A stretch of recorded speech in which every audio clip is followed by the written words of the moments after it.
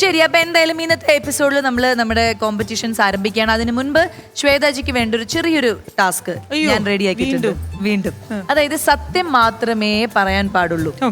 ഞാൻ എന്ത് ചോദ്യങ്ങൾ ചോദിച്ചാലും എങ്ങനെയൊക്കെ ചോദിച്ചാലും എന്റെ മുൻപിലും ഈ ഫ്ലോറിലും സത്യം മാത്രമേ പറയാൻ പാടുള്ളൂ. തുടങ്ങാല്ലേ നമുക്ക്? അപ്പൊ ശ്വേതാജിയുടെ ആദ്യത്തെ ചോദ്യം, ഇത്രയും പ്രായത്തിനോട് ഇടയ്ക്ക് പല്ല് തേക്കാണ്ട് ഭക്ഷണം കഴിച്ചിട്ടുണ്ടോ? എത്രയോ പ്രാവശ്യം പല്ല് തേക്കാണ്ട് ഭക്ഷണം കഴിച്ചിട്ടുണ്ട്. Very good. അതിന് ഇങ്ങനെ വെരി ഗുഡ്. പല്ല് തേക്കാതെ ബ്രേക്ക്ഫാസ്റ്റ് കഴിച്ചിട്ടുണ്ട്. ശരി, ഓക്കെ. ഇനി അടുത്തത്, അപ്പം സത്യം പറഞ്ഞു. ഇനി അടുത്തത്, ഈ ഫ്ലോറിൽ വെച്ചിട്ട് നുണ പറഞ്ഞിട്ടുണ്ടോ? ഇല്ല ഇല്ല ഇല്ല. സത്യം മാത്രമേ പറഞ്ഞിട്ടുള്ളൂ. എപ്പോഴും ഒരു കാര്യം പോലും നുണ പറഞ്ഞില്ല. എന്തെങ്കിലും ആരെങ്കിലും സോപ്പിടാൻ അല്ലെങ്കിൽ ഒന്ന് ഡിപ്ലോമാറ്റിക് ആയിട്ട് ഒന്നും പറഞ്ഞിട്ടില്ല? അല്ലല്ല, പേടിയില്ല. ഡിപ്ലോമാറ്റിക് വേണ്ട. ശരി, അപ്പൊ സത്യം മാത്രമേ പറഞ്ഞിട്ടുള്ളൂ. ഇനി നമ്മളിങ്ങനെ ഒരുപാട് 5 സ്റ്റാർ ഹോട്ടൽ 7 സ്റ്റാർ ഹോട്ടലൊക്കെ താമസിക്കുമ്പോൾ അവിടുന്ന് ഈ ഷാംപൂ, കണ്ടീഷണർ, സോപ്പ് തുടങ്ങിയ സാധനങ്ങൾ മോഷ്ടിച്ചിട്ടുണ്ടോ ബാത്റൂമിൽ നിന്ന്? കൊറേ ഇതിന്റെ മുമ്പേ പറഞ്ഞു കഴിഞ്ഞിട്ടുണ്ട്. ഞാൻ മോഷ്ടിക്കുന്ന ആളാണ്.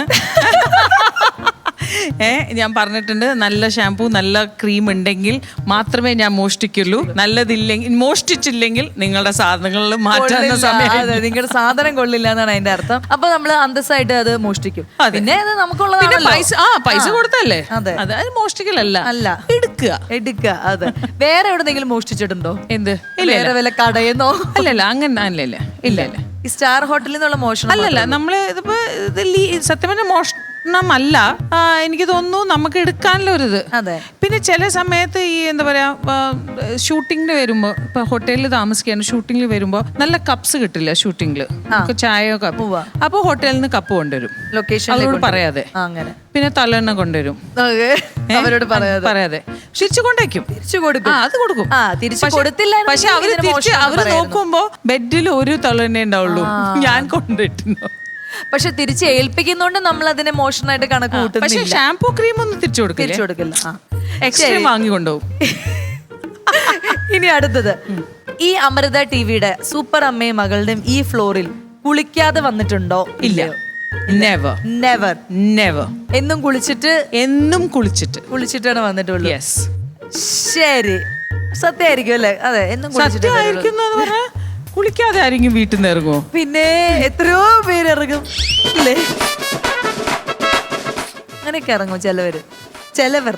ഞാനല്ല, ചിലവർ. പല്ലേക്കാണ്ട് ഭക്ഷണം കഴിക്കാമെങ്കിൽ കുളിക്കാണ്ട് ഒരു ദിവസമൊക്കെ വരാം. അല്ലല്ല, പല്ല് തേക്കാതെ ഭക്ഷണം കഴിക്കണത് ഞാൻ എന്റെ വീട്ടിലാണ്, അല്ലാതെ ആൾക്കാരുടെ മുമ്പിലല്ല. പിന്നെ അത് കഴിഞ്ഞ് ഷൂട്ടിങ്ങിനൊന്നും പോകാറില്ല. ഞാൻ പക്ഷെ നന്നായിട്ട് പെർഫ്യൂം അങ്ങ് അടിച്ചിട്ടല്ലേ വരുന്നേ. ഞാൻ പെർഫ്യൂം ഇടില്ലല്ലോ. അതുകൊണ്ടാണല്ലേ. അതാണ്. പക്ഷെ ഞാൻ കുളിക്കാത്തോണ്ട് എനിക്ക് പെർഫ്യൂം വേണം, അത്രേ ഉള്ളൂ. ശരി, അപ്പൊ ഇനി ഇവിടുത്തെ അമ്മമാരെ കുറിച്ച് ജഡ്ജ്മെന്റിങ് സമയത്തല്ലാതെ മാറി നിന്ന് കുറ്റം പറഞ്ഞിട്ടുണ്ടോ ഇല്ലയോ? പിന്നെ പറഞ്ഞിട്ടുണ്ട്. കുറ്റം പറഞ്ഞിട്ടുണ്ട്. പറയേണ്ടി വന്നു. അതെ, എന്റെ അടുത്ത് തന്നെ. പിന്നെ അത് പറയേണ്ടി വന്നു, അത്രേ ഉള്ളൂ. അങ്ങനെയല്ല, അങ്ങനെ ഒരു നെഗറ്റീവ് ആയിട്ടല്ല. അതെന്താ അങ്ങനെ ആ രീതിയിൽ നോർമൽ ചർച്ച. അതിന്റെ ഓൾറെഡി വേദിയിലും പറഞ്ഞിട്ടുണ്ട്. അതിന്റെ ഒരു എക്സ്റ്റൻഷൻ ആയിട്ട് നമ്മൾ സംസാരിക്കുക. കുറ്റമായിട്ട് പറയില്ല, പക്ഷെ അവരെ പറ്റി സംസാരിച്ചിട്ടുണ്ട്. കൂടെ അഭിനയിച്ച ഒരു സെലിബ്രിറ്റിയോട് ഭയങ്കര പ്രണയം തോന്നിയിട്ടുണ്ടോ? പിന്നെ ഒന്നിലധികം പ്രണയം എന്ന് പറഞ്ഞാൽ ഞാൻ അങ്ങനെ പ്രണയിക്കുന്ന ആളാണ്.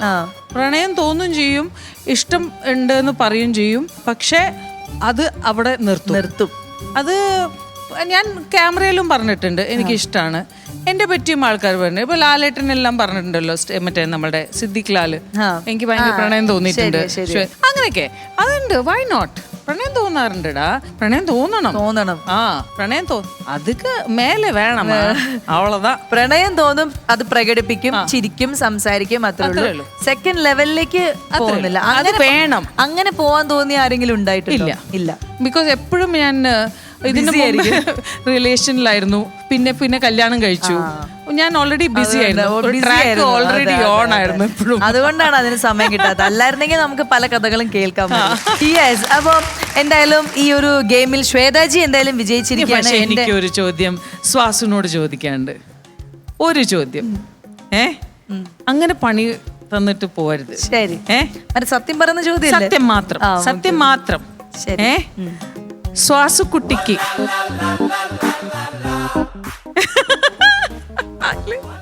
ശ്വാസുക്കുട്ടിക്ക് പ്രണയമുണ്ടോ? യെസ്. ആൻഡ് എപ്പോഴാണ് നമ്മൾ ഗുഡ് ന്യൂസ് കേൾക്കുക? യെസ് ആണല്ലോ. യെസ് ആണ്, അങ്ങനെ യെസ്. നീ എപ്പോഴാണ് ഗുഡ് ന്യൂസ് കേൾക്കുക?